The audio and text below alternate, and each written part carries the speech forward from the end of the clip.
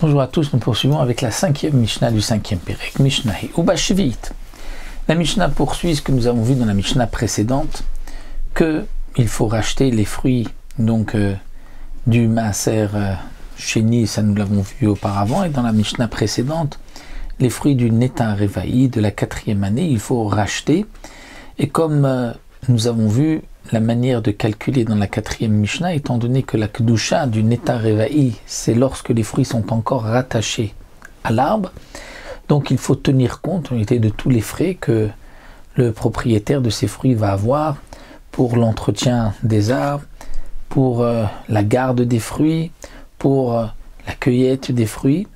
Et donc tout ceci va rentrer en ligne de compte lorsqu'on va évaluer le prix donc des fruits de Neta Revaï. Comme nous avons vu, donc on va cueillir d'abord quelques fruits qu'on met dans un panier, et ensuite on va demander à 3 personnes quel est le prix, combien quelqu'un est prêt à acheter de paniers pour un Sela, en tenant compte que tous les frais qu'il aura autour seront sur son compte.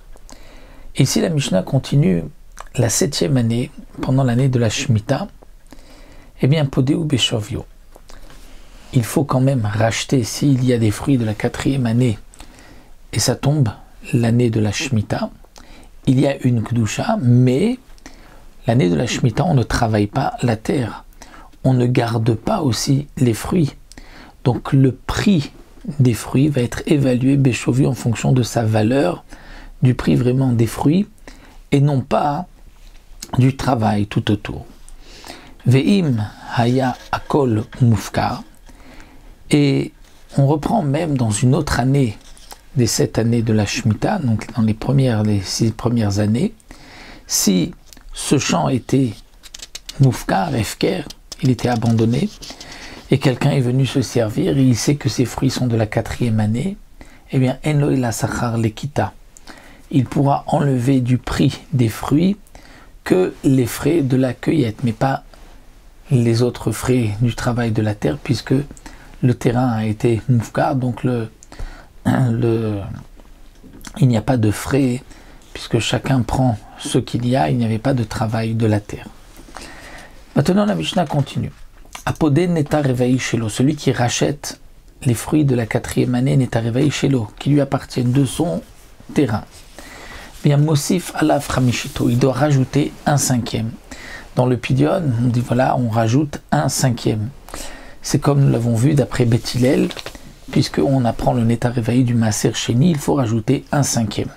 Ben Sheu Shelo, Ben Shnitanlo Bematana. Aussi bien si les fruits sont ses fruits à lui, c'est-à-dire que ils ont poussé dans son champ, Ben Shnitanlo Bematana, ou bien ces fruits lui ont été donnés en cadeau.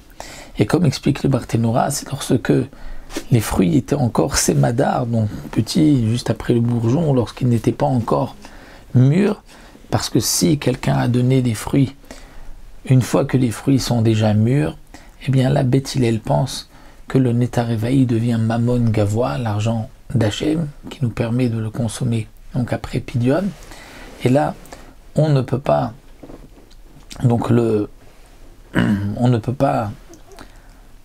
le donner en cadeau, puisque c'est l'argent gavois, et donc il n'y a pas d'obligation de rajouter un 5e dans ce cas-là. Donc la Mishnah nous dit quand est-ce qu'on rajoute un 5e, c'est si les fruits ont poussé dans son champ, ou bien si les fruits lui ont été donnés en cadeau alors qu'ils n'étaient pas encore mûrs, le fruit était encore tout petit.